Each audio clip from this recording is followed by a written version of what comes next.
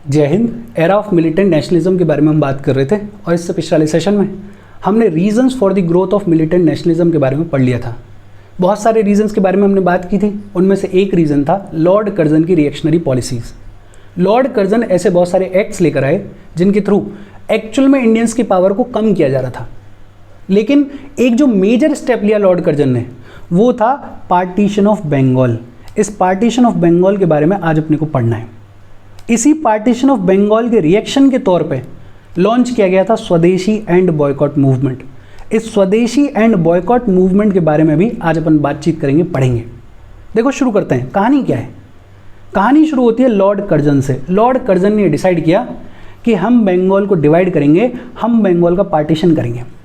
और Lord Curzon ने अपने इस आइडिया को पब्लिक के सामने रख दिया इन दिसंबर 1903। बेसिकली दिसंबर 1903 में लॉर्ड कर्जन ने यह अनाउंस कर दिया कि हम बंगाल को डिवाइड करने वाले हैं। और रीज़न क्या दिया? रीज़न दिया कि Bengal is too big to administer. Bengal लंबा चौड़ा एरिया, खूब सारी पॉपुलेशन, लगभग 78 मिलियन पॉपुलेशन हुआ करती थी बंगाल की उस टाइम पे। इस लंबे चौड़े एरिया को, इस लंबी चौड़ी पॉपुलेशन को एडमिनिस्टर करना, इनका डेवलपमेंट इंश्योर करना डिफ़िकल्ट है, इसलिए हम बंगाल को डिवाइड कर रहे हैं, इसका पार्टीशन कर रहे हैं ताकि बेहतर तरीके से एडमिनिस्टर किया जा सके, ताकि बेहतर डेवलपमेंट इंश्योर किया जा सके। ये जो रीज़न है ये सुनने में अच्छा लगता है कि यार डेवलपमेंट की बात कर रहे हैं, बेहतर एडमिनिस्ट्रेशन की बात कर रहे हैं, लेकिन लॉर्ड कर्जन ने ये जो रीज़न दिया था ये सिर्फ पब्लिक को दिखाने के लिए, सुनाने के लिए दिया था। रियल मोटिव, एक्चुअल रीज़न कुछ और था। और वो रियल मोटिव क्या था? रियल मोटिव था टू वीकन बंगाल। बंगाल को कमज़ोर करना था। और क्यों कमज़ोर करना था? हिस्ट्री उठा के देख लो, जितने भी इंपॉर्टेंट इवेंट्स हुए हैं उन सब की शुरुआत हुई है बंगाल से। In fact east India company, Britishers, इनकी तो पूरी कहानी बंगाल से शुरू हुई। जब बात आती है इंडियन नेशनलिज्म के बारे में तो Bengal became the nerve centre of Indian nationalism. Bengal वो जगह थी जहाँ पे नेशनलिज्म की ग्रोथ सबसे सिग्निफिकेंटली हो रही थी, जहाँ पे लोग यूनाइट हो रहे थे, एंटी ब्रिटिश ओपिनियन डेवलप कर रहे थे, स्ट्रगल के लिए तैयार हो रहे थे। और लॉर्ड कर्जन को ये दिख रहा था, समझ में आ रहा था कि अगर बंगाल को कमज़ोर नहीं किया गया, अगर इस यूनिटी को नहीं रोका गया तो बहुत जल्दी बंगाल के लोग ब्रिटिश गवर्नमेंट को चैलेंज करेंगे। तो एक्चुअल रीज़न क्या था कि बंगाल को कमज़ोर करना है, नेशनलिज्म को कमज़ोर करना है, ये जो स्ट्रगल डेवलप हो रही है इसको कमज़ोर करना है। और अंदर ही अंदर बंगाल के पार्टीशन के तहत ये भी इंश्योर किया गया कि ये जो पार्टीशन है ये रिलीजियस बेसिस पे हो, ये लिंग्विस्टिक बेसिस पे हो। दिसंबर 1903 में लॉर्ड कर्जन ने अनाउंस कर दिया कि हम बंगाल को डिवाइड करने जा रहे हैं। रीज़न क्या दिया? It is too big to administer. लेकिन ये जो रीज़न दिया गया ये लोगों को सुनाने के लिए, दिखाने के लिए। एक्चुअल रीज़न क्या था कि बंगाल को कमज़ोर करना है, नेशनलिज्म को कमज़ोर करना है, स्ट्रगल को कमज़ोर करना है, इस यूनिटी को ख़त्म करना है, ब्रेक करना है। और डिसाइड क्या किया गया कि बंगाल में से 2 प्रोविंसेस बनाई जाएंगी। एक बनाई जाएगी वेस्ट बंगाल, जिसे सिंपली बुलाया जाएगा बंगाल। आज का जो इंडिया वाला वेस्ट बंगाल है उसको बुलाया जाएगा क्या? बंगाल। इसमें उस टाइम पे बिहार और उड़ीसा के प्रोविंसेस भी थे। और इस बंगाल की कैपिटल बनाई जाएगी कैलकाटा, जो कि पहले से कैपिटल थी। और दूसरा हिस्सा बनाया जाएगा ईस्ट बंगाल, जो आज का बांग्लादेश वाला एरिया है। और इस ईस्ट बंगाल की कैपिटल बनाई जाएगी ढाका। और ये जो पार्टीशन है ये कुछ इस तरीके से किया जा रहा था कि ईस्ट बंगाल में तो मुस्लिम मेजॉरिटी हो रही थी, मुस्लिम्स की मेजॉरिटी हो रही थी ईस्ट बंगाल में। और ये जो वेस्ट बंगाल है, जिसको सिंपली अपन बुलाते हैं बंगाल, यहाँ पे मेजॉरिटी हो रही थी हिंदूज़ की। मतलब रिलीजियस बेसिस को लाया गया, फिर लिंग्विस्टिक बेसिस भी लाए गए। ये पार्टीशन कुछ इस तरीके से किया गया कि ये जो बंगाल है इसमें बंगाली स्पीकिंग पीपल जो थे वो माइनॉरिटी में कन्वर्ट हो रहे थे। मतलब लिंग्विस्टिक बेसिस, रिलीजियस बेसिस, हर बेसिस को यूज़ किया गया लोगों को डिवाइड करने के लिए। बिकॉज मोटिव वही है ना कि बंगाल को कमज़ोर करना है, यूनिटी को तोड़ना है, नेशनलिज्म को तोड़ना है, इस नेशनलिज्म की स्ट्रगल को कमज़ोर करना है। तो सारे हथियार यूज़ किए गए। दिखाने के लिए तो कहा जा रहा है कि it is too big to administer, लेकिन एक्चुअल में रीज़न क्या है? बंगाल को कमज़ोर करना है, यूनिटी को कमज़ोर करना है। इनफैक्ट लॉर्ड कर्जन साहब ने यह भी कहा कि ये जो ईस्ट बंगाल है इसको कुछ इस तरीके से डिवाइड किया जा रहा है कि मुस्लिम्स ने जो यूनिटी मुगल एम्प्रस के टाइम पे देखी थी, वो यूनिटी, वो मेजॉरिटी ईस्ट बंगाल में एक बार फिर से मुस्लिम्स को देखने को मिलेगी। मुस्लिम मेजॉरिटी एरिया था। एक तरीके से कर्जन जो हैं वो मुस्लिम्स को अपनी तरफ करने की कोशिश कर रहे थे। एक तरीके से लॉर्ड कर्जन जो हैं वो कम्युनलिज्म को प्रमोट करने की कोशिश कर रहे थे। और क्यों प्रमोट कर रहे थे? कांग्रेस को काउंटर करने के लिए, नेशनलिज्म को काउंटर करने के लिए, बंगाल को कमज़ोर करने के लिए। बेसिक सिंपल बातचीत। दिसंबर 1903 में लॉर्ड कर्जन ने डिसाइड किया कि बंगाल का पार्टीशन किया जाएगा। रीज़न क्या दिया? Bengal is too big to administer. लेकिन ये जो रीज़न दिया गया ये लोगों को दिखाने के लिए, सुनाने के लिए। एक्चुअल रीज़न क्या था? बंगाल को कमज़ोर करना है। बंगाल में जो नेशनलिज्म की फीलिंग की ग्रोथ हो रही थी उसको कमज़ोर करना है। जो स्ट्रगल डेवलप होने की शुरुआत हो रही थी बंगाल में उसको कमज़ोर करना है। यूनिटी को कमज़ोर करना है। और ये इंश्योर किया गया अंदर ही अंदर कि बंगाल को रिलीजियस और लिंग्विस्टिक बेसिस पर डिवाइड किया जाए। 2 प्रोविंसेस बनाए गए। एक बनाया गया वेस्ट बंगाल, जिसको अपन सिंपली बुला सकते हैं बंगाल, और दूसरा बनाया गया ईस्ट बंगाल। ईस्ट बंगाल में मुस्लिम मेजॉरिटी हो रही थी, पार्टीशन कुछ इस तरीके से किया गया, और बंगाल में हिंदू मेजॉरिटी हो रही थी। इनफैक्ट ये जो बंगाल था, वेस्ट बंगाल था, उसमें पार्टीशन कुछ इस तरीके से किया गया कि जो बंगाली स्पीकिंग पीपल थे वो माइनॉरिटी में कन्वर्ट हो रहे थे। रिलीजन, लैंग्वेज, हर चीज़ को यूज़ किया गया लोगों को डिवाइड करने के लिए, यूनिटी को कमज़ोर करने के लिए। लेकिन जैसे ही लॉर्ड कर्जन साहब ने अपने इस प्लान को अनाउंस किया, कांग्रेस के जितने भी मॉडरेट लीडर्स थे उन्होंने एंटी पार्टीशन कैंपेन की शुरुआत कर दी। लीडरशिप किसके हाथ में थी? सुरेंद्रनाथ बैनर्जी, के मित्रा और पृथ्वी चंद्र राय। लीडरशिप किसके हाथ में थी कांग्रेस की? सुरेंद्रनाथ बैनर्जी, के मित्रा और पृथ्वी चंद्र राय। लेकिन ये मॉडरेट फेज के लीडर्स हैं। इनका तरीका अभी भी वही है कि ये सरकार को पेटिशंस लिख रहे हैं, बोल रहे हैं कि बंगाल का पार्टीशन मत करो, पब्लिक मीटिंग्स कर रहे हैं, प्रोपेगेंडा डेवलप करने की शुरुआत कर रहे हैं, लोगों के बीच में एक ओपिनियन डेवलप करने की शुरुआत कर रहे हैं, पैम्पलेट्स छाप रहे हैं, न्यूज़पेपर्स के थ्रू लोगों को बता रहे हैं कि यार ये जो पार्टीशन हो रहा है बंगाल का ये नहीं होना चाहिए, हमें सरकार के ऊपर दबाव बनाने की ज़रूरत है। तरीका अभी भी वही पुराना है, constitutional agitation, petition, prayer, propaganda. और ये उम्मीद कर रहे थे कि जब हम लोगों को बताएंगे, ब्रिटिश गवर्नमेंट को पेटिशन देंगे, लोग थोड़े जागरूक होंगे तो सरकार के ऊपर प्रेशर बनेगा, और जब प्रेशर बनेगा तो सरकार ये जो पार्टीशन ऑफ बंगाल कर रही है इसको स्टॉप कर देगी, इसको रोक देगी। लेकिन इनको समझ में नहीं आ रहा था कि लॉर्ड कर्जन का प्लान बड़ा सिंपल है कि हमें बंगाल को कमज़ोर करना है। बिकॉज वो आगे की चीज़ देख रहा था कि अगर बंगाल मजबूत हो गया, नेशनलिज्म मजबूत हो गया, तो कल को ये हमें ही चैलेंज करेंगे। तो वो कहाँ मानने वाले हैं? लॉर्ड कर्जन कहाँ मानने वाला है? इन पेटिशंस के थ्रू, इन प्रेयर्स के थ्रू, इन पब्लिक मीटिंग्स के थ्रू या पब्लिक प्रेशर के थ्रू।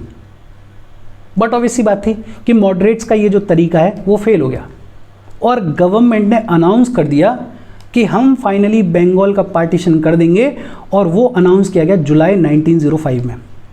पहले तो आइडिया अनाउंस किया लॉर्ड कर्जन ने कि हमारा ऐसा आइडिया है कि हम बंगाल को डिवाइड करने वाले हैं, 2 प्रोविंसेस में डिवाइड करने वाले हैं। रीज़न क्या है? It is too big to administer.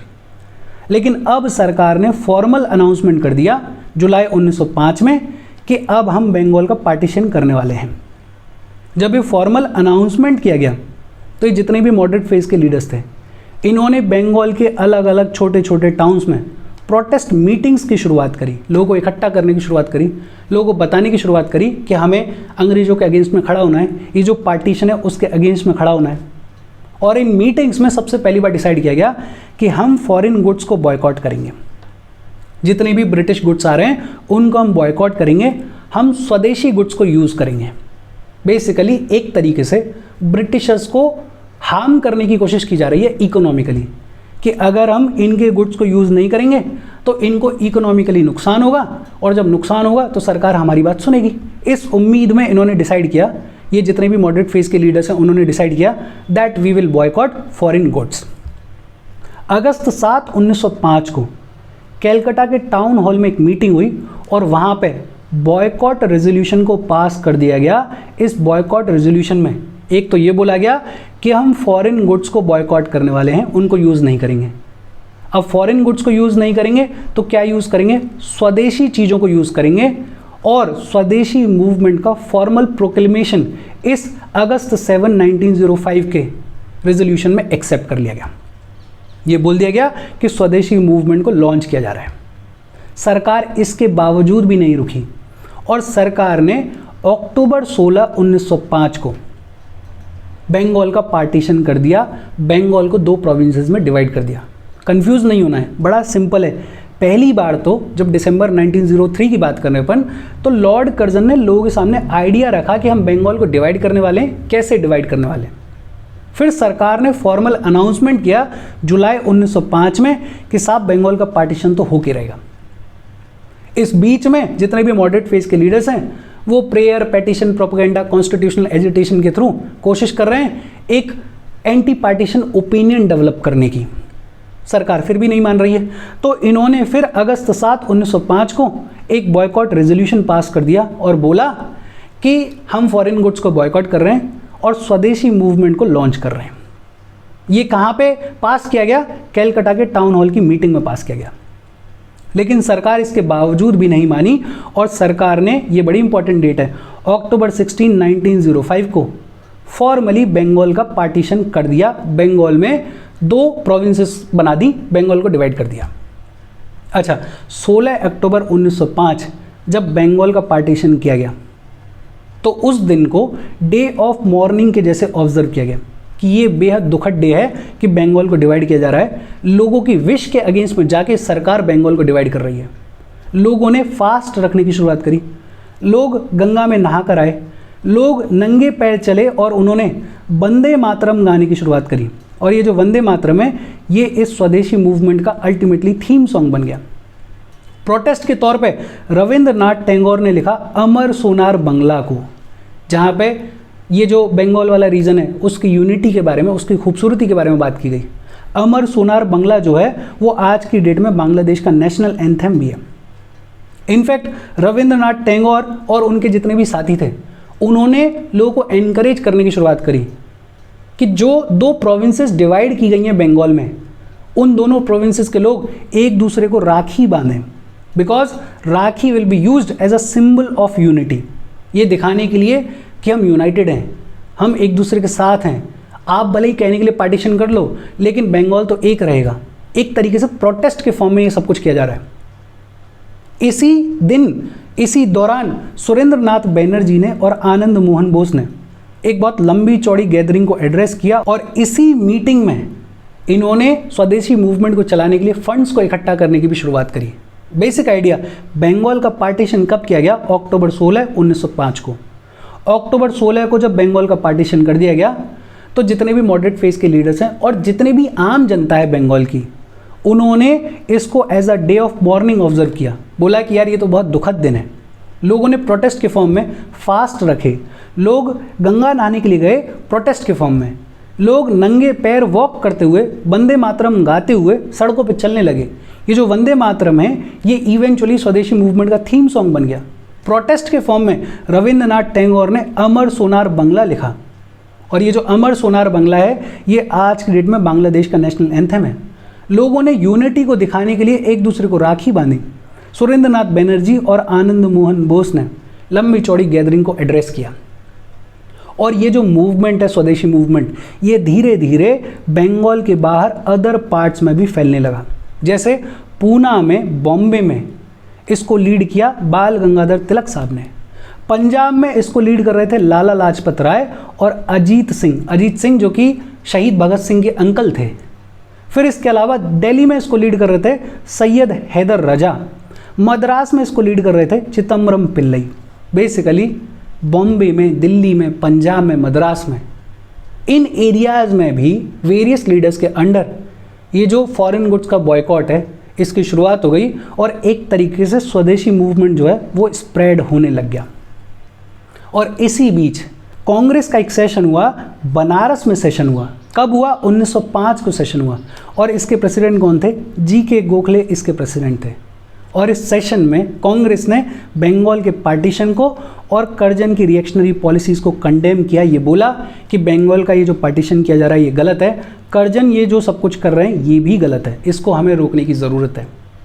और जो एंटी पार्टीशन मूवमेंट लॉन्च किया गया था, जो स्वदेशी मूवमेंट लॉन्च किया गया था, उसको कांग्रेस ने बढ़ चढ़ के सपोर्ट किया। इंपॉर्टेंट सेशन है वो सेशन जिसमें कांग्रेस ने स्वदेशी मूवमेंट को सपोर्ट किया। वो कौन सा सेशन था? बनारस सेशन। कब हुआ? 1905 में हुआ। और कौन प्रेसिडेंट था? जी.के. गोखले इसके प्रेसिडेंट थे। अच्छा, स्वदेशी मूवमेंट लॉन्च हो गया, स्वदेशी मूवमेंट चल रहा है, लेकिन इसी दौरान मॉडरेट फेज के लीडर्स और जितने भी मिलिटेंट नेशनलिस्ट थे, या फिर ये कहें कि जितने भी एक्सट्रीमिस्ट फेज के लीडर्स थे, उनके बीच में कुछ कुछ डिफरेंसेस देखने को मिले। एक्सट्रीमिस्ट फेज के जो लीडर्स हैं उनके नाम क्या थे? तिलक साहब, जो कि बॉम्बे में लीड कर रहे थे, लाला लाजपत राय साहब, जो कि पंजाब में लीड कर रहे थे, इनके अलावा विपिन चंद्र पाल, अरविंदो घोष, ये मिलिटेंट नेशनलिस्ट थे, ये एक्सट्रीमिस्ट फेज के लीडर्स थे। और इनका जो ओपिनियन था वो मॉडरेट फेज के लीडर्स से थोड़ा सा अलग था। क्या डिफरेंस था? मॉडरेट फेज के जितने भी लीडर्स थे वो ये चाह रहे थे कि ये जितना भी स्वदेशी मूवमेंट हो रहा है ये सिर्फ बंगाल तक लिमिटेड रहना चाहिए। ये जितने भी एक्सट्रीमिस्ट फेज के लीडर्स थे ये चाह रहे थे कि मूवमेंट जो है वो आउटसाइड बंगाल भी जाना चाहिए, मतलब एक तरीके से जितना ज़्यादा हो सके उतना ज़्यादा एरिया में फैलना चाहिए। मॉडरेट फेज के जितने भी लीडर्स थे उनका मानना था कि हमें सिर्फ फॉरेन गुड्स को बॉयकॉट करने की ज़रूरत है।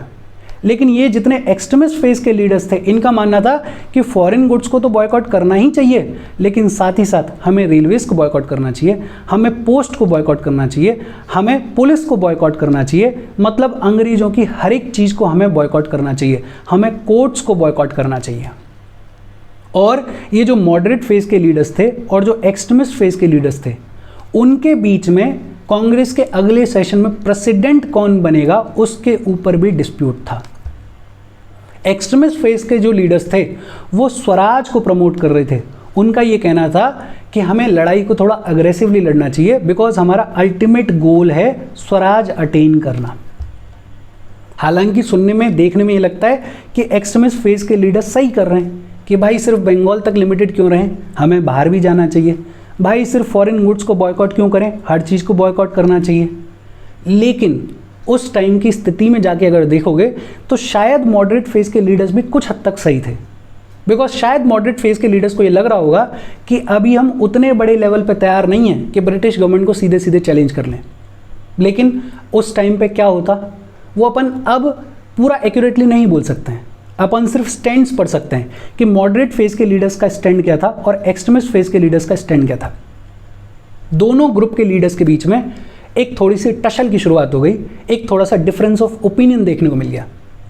लेकिन कैलकाटा का सेशन हुआ, कांग्रेस का सेशन हुआ कैलकाटा में 1906 में, और इसमें कॉम्प्रोमाइज़ के तौर पे, बिकॉज प्रेसिडेंट के नाम पे भी डिफरेंस था ना, तो कॉम्प्रोमाइज़ के तौर पे दादा भाई नेहरू जो कि बड़े सीनियर मेंबर थे उनको प्रेसिडेंट बना दिया गया और बात को थोड़ा शांत कर दिया गया।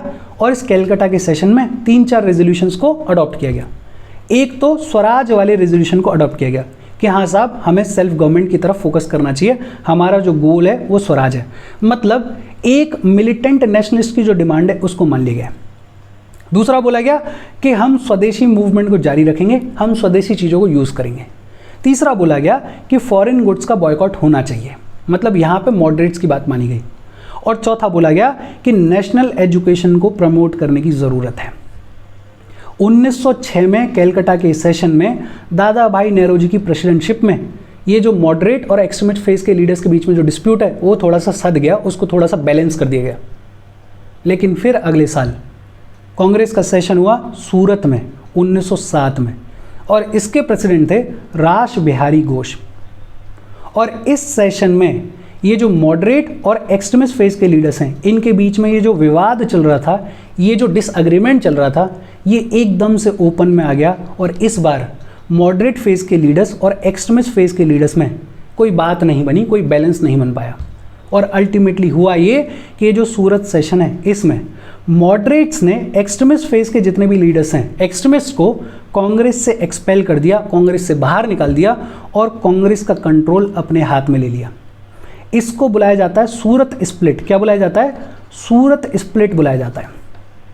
ये सूरत स्प्लिट क्या है इसके बारे में अपन डिटेल में बातचीत करेंगे। वैसे आपको समझ में आ गया होगा कि मॉडरेट और एक्सट्रीमिस्ट जितने भी थे उनके बीच में डिफरेंस ऑफ ओपिनियन था, और 1906 में तो बात सध गई, कैलकाटा सेशन में तो बात सध गई, लेकिन 1907 में ये जो डिस्प्यूट है, ये जो डिसएग्रीमेंट है, ये थोड़ा बड़ा हो गया, कोई सहमति बन नहीं पाई और मॉडरेट फेज के जितने भी लीडर्स हैं उन्होंने एक्सट्रीमिस्ट को कांग्रेस से बाहर निकाल दिया और कांग्रेस का कंट्रोल अपने हाथ में ले लिया। आगे चल के अपन बात करेंगे कि ये जो डिस्प्यूट क्रिएट हुआ, ये जो डिसएग्रीमेंट क्रिएट हुआ, इसका ब्रिटिश गवर्नमेंट फ़ायदा उठाएगी अपनी policy of carrot and stick के तहत। ये जितने भी एक्सट्रीमिस्ट लीडर्स हैं इनको पनिश किया जाएगा और जितने भी मॉडरेट्स हैं उनके लिए मॉरले मिंटो रिफॉर्म्स लाए जाएंगे। मतलब ये जितने भी मॉडरेट फेज के लीडर्स हैं इनको पैसिफाई किया जाएगा, इनको शांत किया जाएगा और ये जितने भी एक्सट्रीमिस्ट फेज के लीडर्स हैं इनको तरीके से पनिश किया जाएगा। बिकॉज सरकार को भी समझ में आ रहा था कि कांग्रेस में जो कमियां हैं वो तो हैं, लेकिन अगर कांग्रेस एक्सट्रीमिस्ट फेज के लीडर्स के हाथ में चली गई तो लड़ाई ज़्यादा अग्रेसिव हो जाएगी। तो बेहतर ये है कि मॉडरेट्स को पैसिफाई करो, मॉडरेट्स को साथ में रखो।